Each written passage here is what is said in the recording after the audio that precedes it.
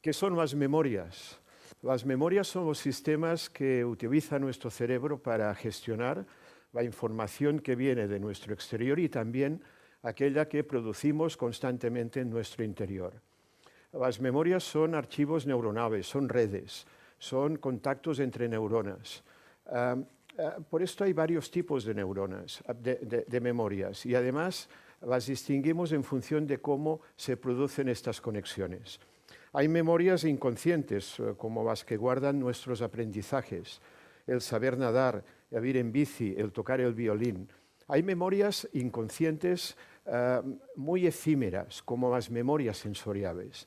Las memorias sensoriales son las que nos permiten recoger la información exterior que viene a través de nuestros sentidos, las ondas, los fotones, y nos permiten tener una visión integrada de la realidad. Pero esta información se desvanece si no se utiliza, si no se procesa.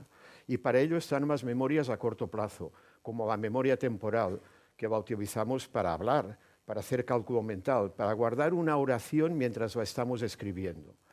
Las memorias a corto plazo son la puerta de entrada para lo que son propiamente los recuerdos, las memorias a largo plazo, como las memorias semánticas, las memorias de los hechos, de los nombres, de los conceptos, y las memorias episódicas, las de los acontecimientos, los hechos y las experiencias.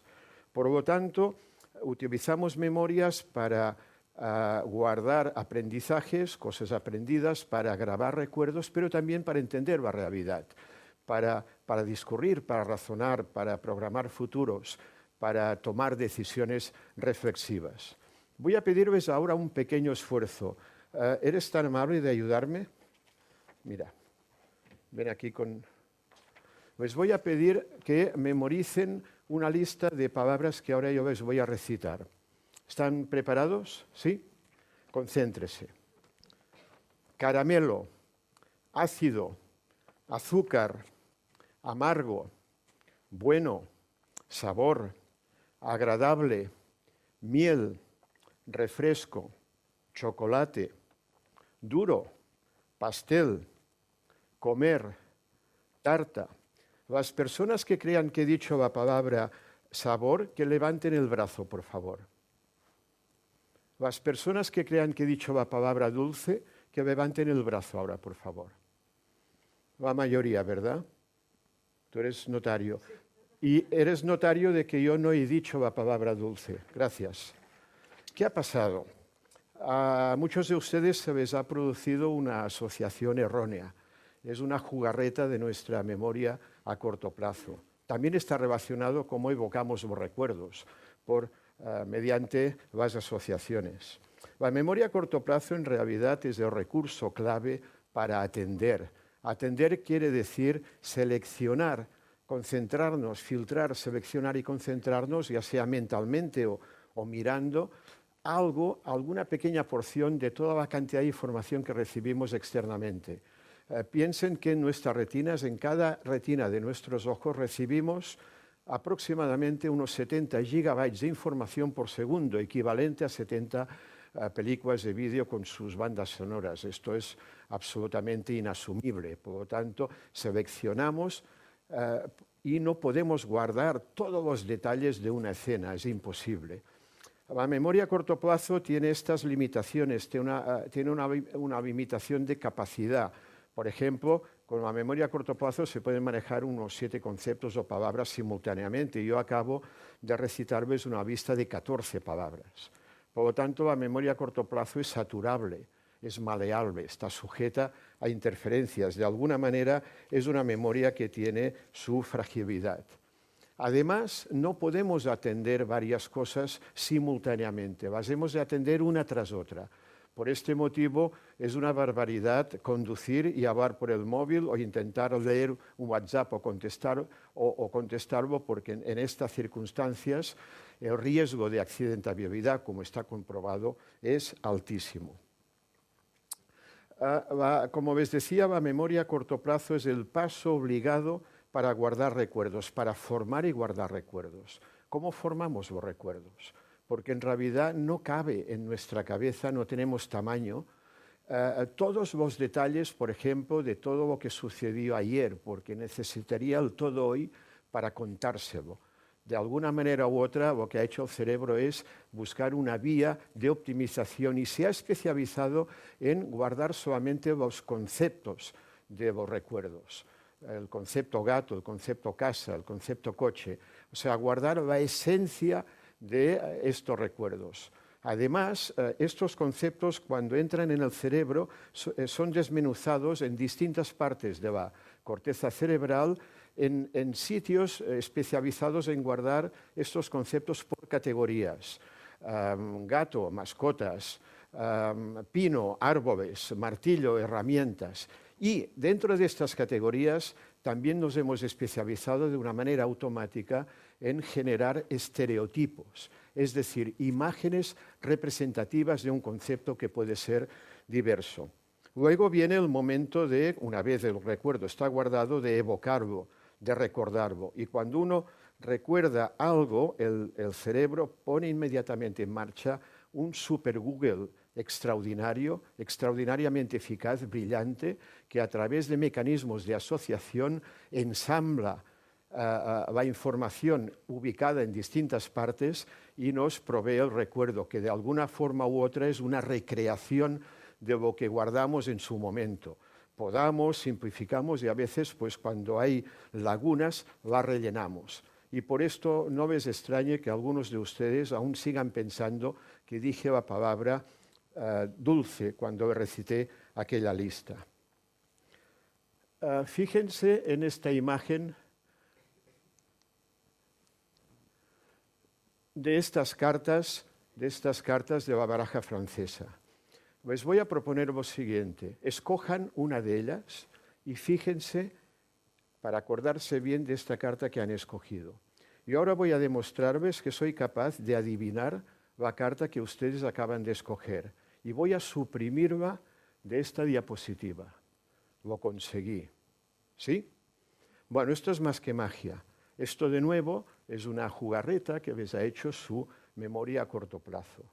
Porque ha sido incapaz de comparar los detalles de esta escena con la escena anterior. Y lo que ha sucedido es que en esta escena no había ninguna de las cartas que yo les he presentado al principio.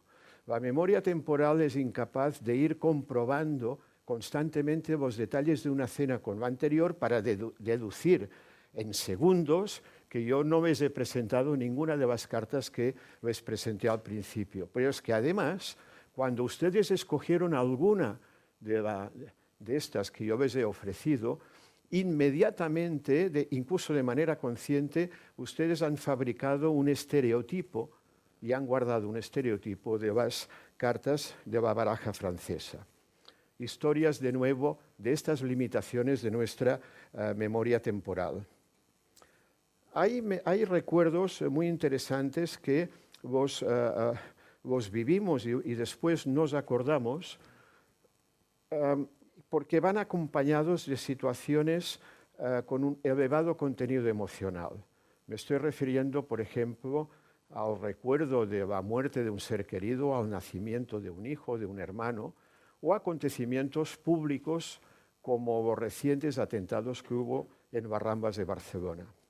Estos son recuerdos que tenemos muy vívidos, pero creemos tener estos recuerdos mucho más sólidos de lo que son otros recuerdos más vulgares. Y en realidad tampoco captamos todos y cada uno de los detalles de estos acontecimientos tan emocionales. Recuerden alguno de ellos, que no sea una boda, y piensen en si recuerdan cómo iban vestidos o qué comieron aquel día.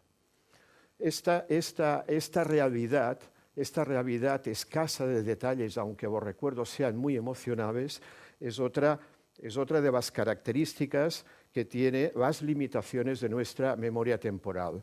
Les voy ahora a explicar un caso real, el caso de Anne Meek, una técnico de cirugía del Hospital Universitario de Virginia del Este, el hospital norteamericano, y es un caso real del año 81, de principios de diciembre, cuando Anne Meek regresaba a su casa rendida del trabajo. Ya era penumbra, había dejado a sus hijos con su exmarido y se fue directamente a la cama.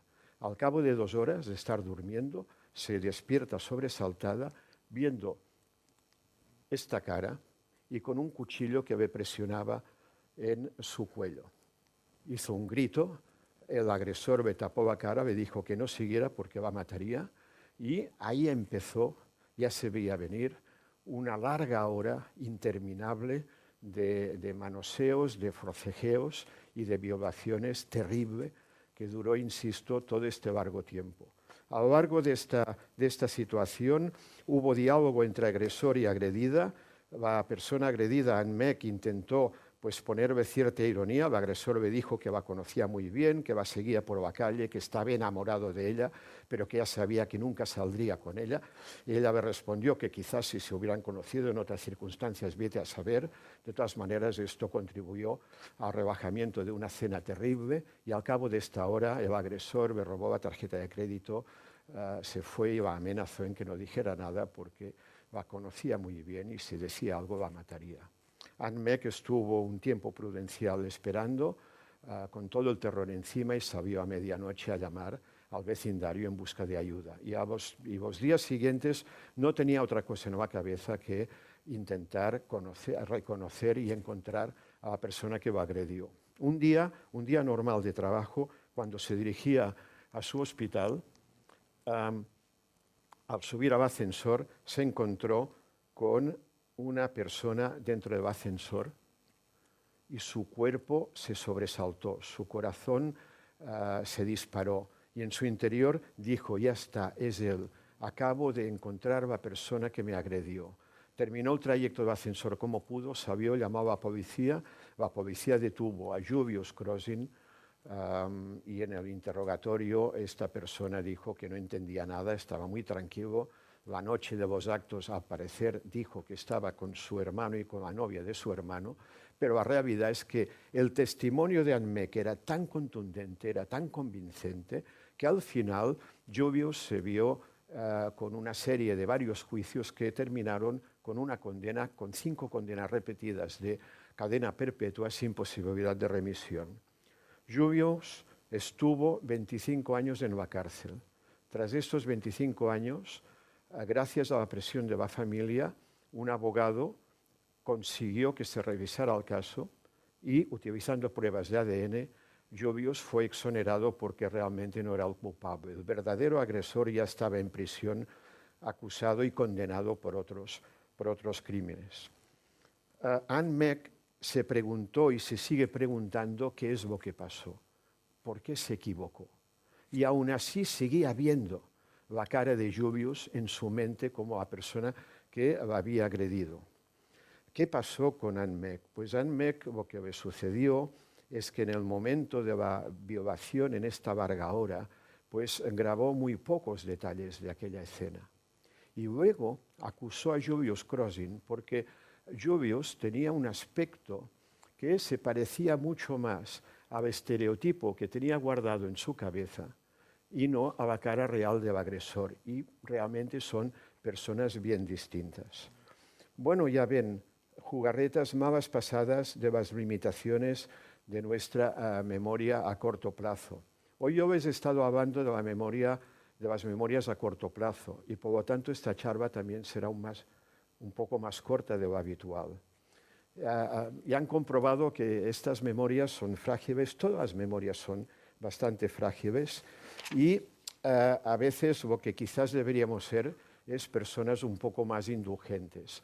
Sostengo que conocer más y mejor al ser humano, conocerlo con más y mejor conocimiento científico, de alguna manera u otra nos tiene que hacer ser personas más indulgentes, quizás más buenas personas. Muchas gracias.